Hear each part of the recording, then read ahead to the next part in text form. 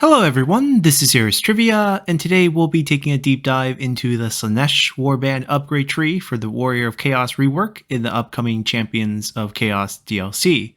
Now, if we take a look at the mark for Slaanesh Warband upgrade tree shown here, you will see 14 units, which all can be acquired by converting the corresponding Mortal Undivided unit showcased in our previous guide on the shared upgrade tree, which has a link in the top right corner, in case you missed that. And that means there is no official starting point in this upgrade tree, as you can mark Mortal Warriors of Chaos unit anytime. But we still have to start somewhere, so logically we'll start with the Marauders of Slaanesh, which can be acquired by marking your Marauders or Marauders with great weapons with the mark of Slaanesh, where you pretty much end up with the same unit, except for the mark itself will grant you 5 extra points of speed, along with resilience, strider, immune to psychology, and 10% physical resistance. As a matter of fact, these bonuses are universal for all units on this upgrade tree, and the only other improvement is that the Marauders of Slaanesh will have 8 extra melee attack when compared to the standard Marauders. But if we look at the Marauders of Slaanesh using the Hellscourge or whips, we now have a completely different unit designed to serve a different purpose.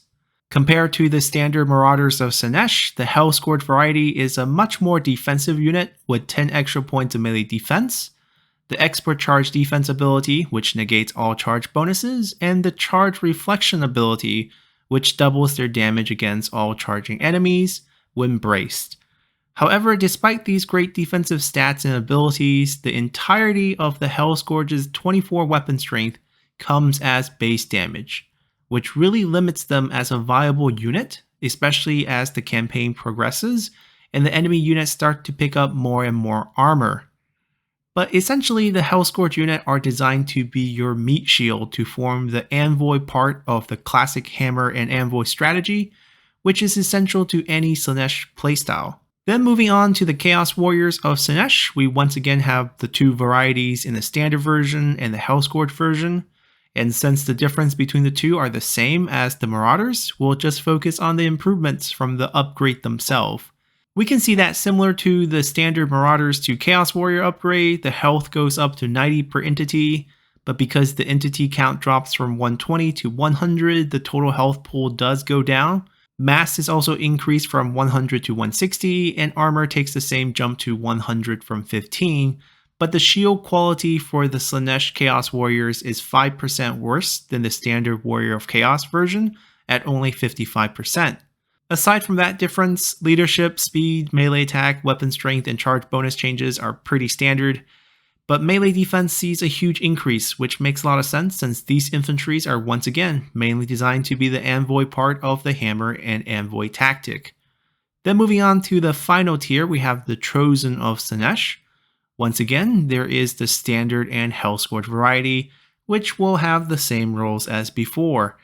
The main difference here comes down to the upgrade value, which includes a per entity health boost from 90 to 131, which is counteracted by the entity drop to 80 from 100. Armor goes up by another 20, while leadership is increased by 10 points. Melee attack and melee defense continue to see significant growth, while weapon strength is increased by 12 points in the same ratio as their prior base and armor piercing split, while charge bonuses went up by 6 points. Overall, the Hellscourge design is quite interesting, as they're clearly not a damage option, with all their weapon strength focused on base damage. But their expert charge defense and charge reflection abilities combined with their high armor and a decent 55% range block chance shield and 65 base melee defense does make them probably the best frontline meat shield option in the late game. However, if you're not interested in the Chaos Warriors or the Chosen units, you can alternatively upgrade your Marauder of Chaos or the regular Forsaken unit into the Forsaken of Slaanesh. When compared to the regular Forsaken unit, the Mark of Slaanesh will give the Slaanesh variety 5 points of extra speed, strider, 10% physical resistance, and most importantly, devastating flanker ability, which doubles your charge bonus when charging from a flank. So as long as you don't directly charge headfirst into the enemy unit, you will enjoy double the charge bonus, which is a key tenet in any Slaanesh strategy. which is also why the base charge bonus on the Forsaken of Slaanesh is reduced by 14 points to just 22. As with the Devastating Flanker, 22 will become 44, which will outperform the regular Forsaken unit by 8 points.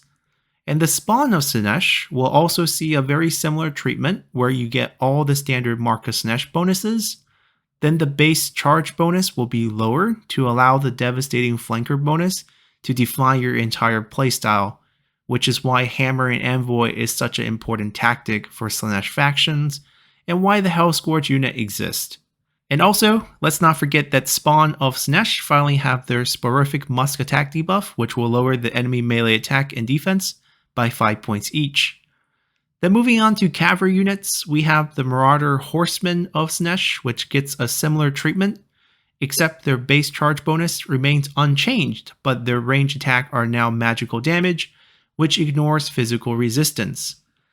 Then where things get really interesting is the tier 2 cavalry units for the Mark of Slaanesh, as the standard Warrior of Chaos tier 2 unit is the Marauder Horsemaster, which is just an improved version of the Marauder Horsemen.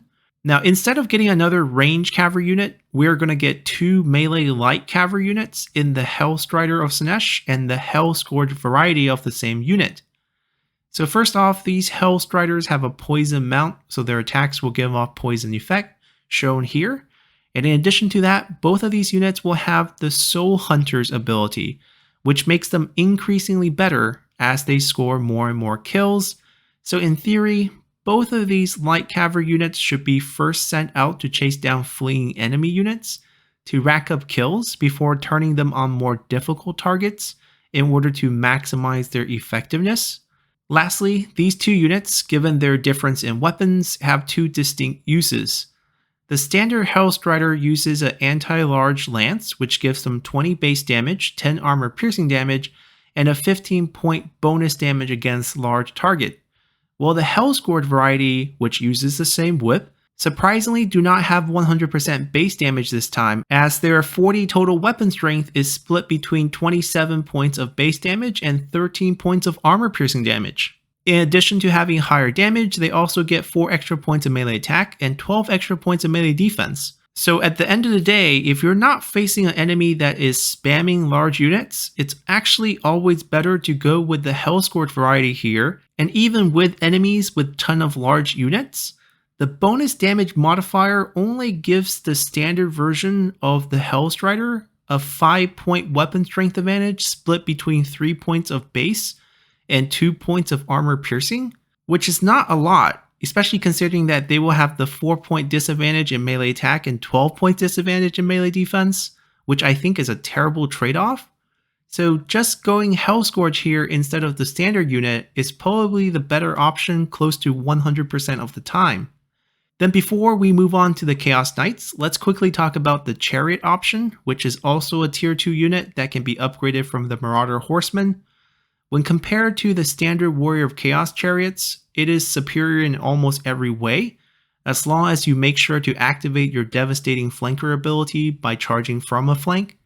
But the key drawback for the Mark of Slaanesh here is the lack of upgrade option to get the Gorebeast Chariot, which I believe is still the best chariot option just because it doubles the mass of your Chaos Chariot along with other stat increases. So my suggestion would be to not mark your cavalry unit if you plan to go down the chariot route, but definitely swap them if you want the tier 2 cavalry, as the Hellstriders are much better than the Marauder Horsemaster. Lastly, we have the Chaos Knights of Slaanesh and its Lance variety.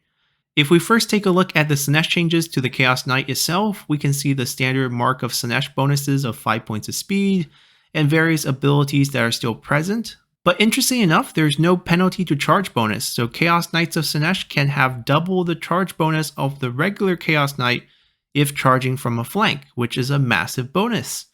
Then if we look at the Lance variety, somehow the charge bonus penalty returns in a very heavy-handed debuff of 20 points. But despite this 20-point debuff, you'll still outperform the regular Lance versions by 40 charge bonus if you can activate the Devastating Flanker bonus.